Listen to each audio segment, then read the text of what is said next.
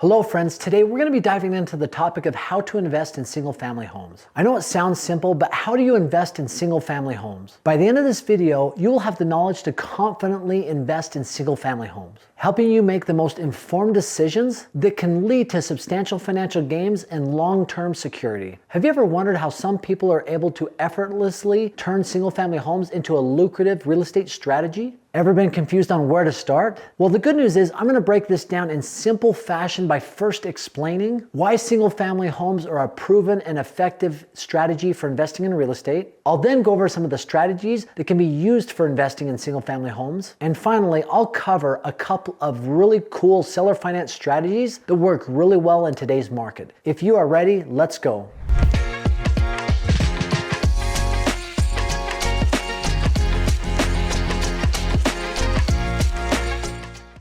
So why are single-family homes such a proven, solid investment strategy? Well, number one, in my opinion, single-family homes are the absolute foundation of real estate in the United States. It is the American dream to own a home. And for most people, this is the single biggest, most important investment they'll ever make. I mean, think about it. Let's say that you have a family that you know that bought a home in California in the 90s, and they're in that same home now. Chances are that mortgage is paid off or close to being paid off. And that home right now that they bought for maybe $200,000, $300,000, $400,000 back then might be worth $1 million, $1.5, $2 million. That is the largest investment, the most important investment they've ever made in their lives. So single-family homes are that for most people. That is why it is the bedrock or foundation of all real estate investing. And even though the market conditions may vary, like right now, interest rates are high, real estate prices are high, there are still people that want to live in a home. If they can't afford to buy one, they would prefer to rent one versus, say, an apartment. If they have a yard, a garage, a kitchen, places where they can spread out with their family, that's where they want to be. So the demand is there. Maybe they can't buy it, but they can definitely rent it or live there. And a lot of times, if prices are high, interest rates are high, that means rental prices are high. So as an investor with single family homes, you're probably going to get more out of your rental income or your rental than you would if everything was lower.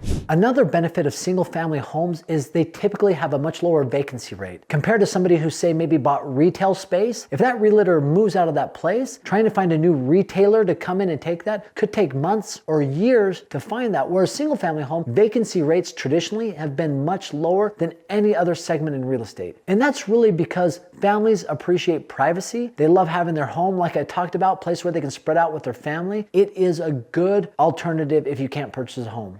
And the last thing, a lot of times single family homes are so much easier to manage than, say, multiple units or even short-term rentals. And obviously that's because one unit, one door, one family, one tenant, they're living there. And many times if you've ever owned a single family home and you've rented it out, the chances of you getting a call from that tenant is very, very low versus a short-term rental or multifamily where you have multiple tenants or high turnover every month staying at your vacation or short-term rental. You're going to be having lots of calls, answering lots of questions, and to market for those people staying there is also a lot greater than marketing and finding somebody to stay in a single family home. Now let's talk strategies with single family homes. First off, and the easiest to understand, is rentals, right? You have a single family home, you're renting it out, you find somebody that wants to live there, they pay you the price. Hopefully you're paying this price to the mortgage and you're renting out for this price. So you're making money. Now, if you're renting it out, obviously you have other things that you're involved with. You're paying the taxes, the insurance, the maintenance, the repairs, but obviously you bake all of that into the price that you're paying for each month's rental income coming in. And that covers the mortgage, insurance, taxes, everything, plus the repairs. And the cool thing about that is somebody else is paying for your asset. Now think about that for a second. You have a home that you're renting out, somebody else is paying for everything, right? The repairs, the interest, the taxes, the insurance, the mortgage payment, all that's being paid for. At the same time, this asset is appreciating over time, and you had multiple tenants over multiple years. Eventually, a person has just paid almost your entire payments for this asset that you own. That's why renting out a single family home is so cool.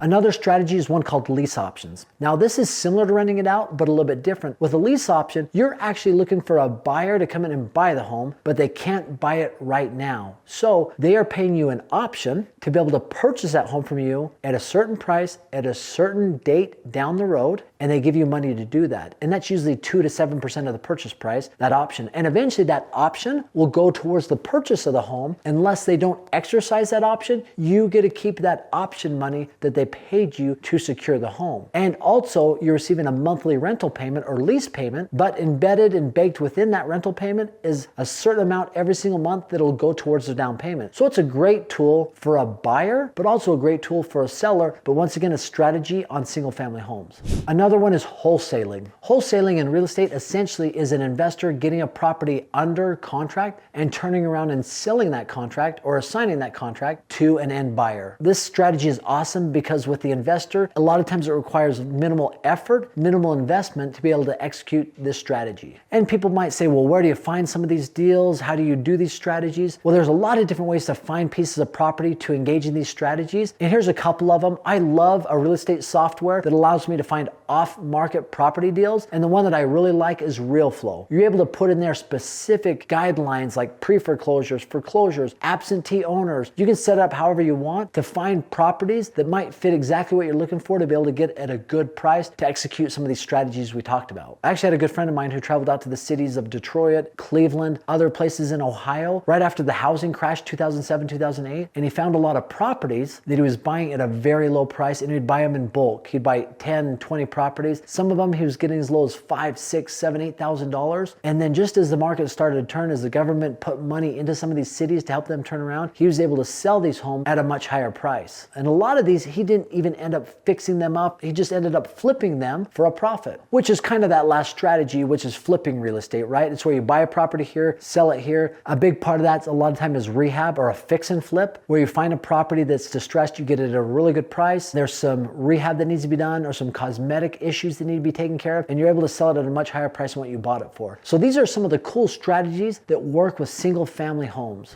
Now let's talk about a couple unique strategies with single family homes that have to do with seller financing. And over the next 5 to 8 years, I could see these strategies really playing out to be some of the best strategies or most important strategies that you'll do. And these two strategies are called Subto real estate investing and Novations. Let's talk about Subto. Subto stands for subject to. So this is you going in and buying a home from somebody subject to the current mortgage stipulations, right?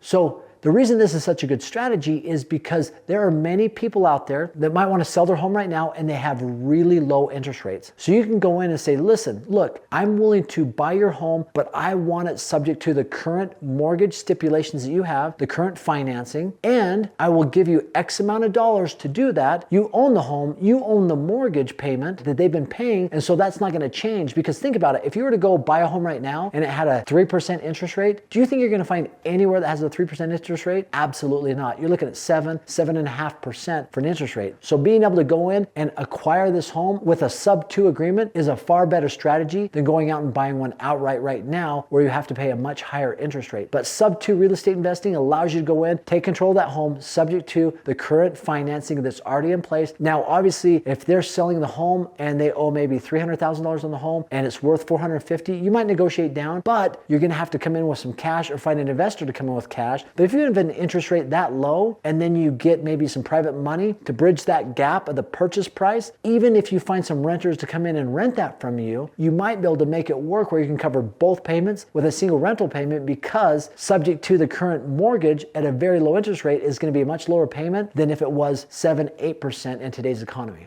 The other strategy is called Novation. Now this is unique, and I like to explain it using a car example. Let's say that there was a car that you saw on Facebook Marketplace, somebody was willing to sell it for $3,000, and you came in and said, listen, will you take $2,600 for this? And they said, yeah, I would take $2,600. I mean, you could immediately go in and turn around and try and get somebody to buy it from you for $2,900 so you can make that difference. Or you could even say, listen, I'll buy it for you for $2,600. I'll give you that price, but give me a little bit of time because my specialty is I'm a mechanic. I'm going to go change a few things out, some belts, sparklers, whatever it might be. And you might be able to turn around and sell it for $3,200. So you promise to give them the money that they asked for, and you're making what you sell it at. So essentially it's going in, and Novation, you're replacing the contract you got with them with a new contract, right? So you've got this contract in place to buy it at a lower price, and you're turning around, you're marketing it yourself at a higher price, and eventually this contract replaces that one, and you make the difference, getting them what they asked for while you getting what you ended up marketing it and selling it for. So those are a couple of seller financing strategies that are pretty cool that you can do some research on to find more about those, but they honestly work. There's a couple of guys out there that are doing this big time and seeing awesome results. But I'd love to hear what you've done. What are some of the strategies that you've done, that you've engaged with single family homes, please comment below. Let's engage in a dialogue. And as always, just for stopping by and watching the video, I've got a free gift for you. It's aaron'sfreetraining.com. It's a short-term rental calculator. You put in the price of the home, the income, the expenses, and it'll literally spit out to you whether it's a good deal or not. And it's 100% free, no questions asked, no strings attached, aaron'sfreetraining.com. And thanks for stopping by. Have an amazing day.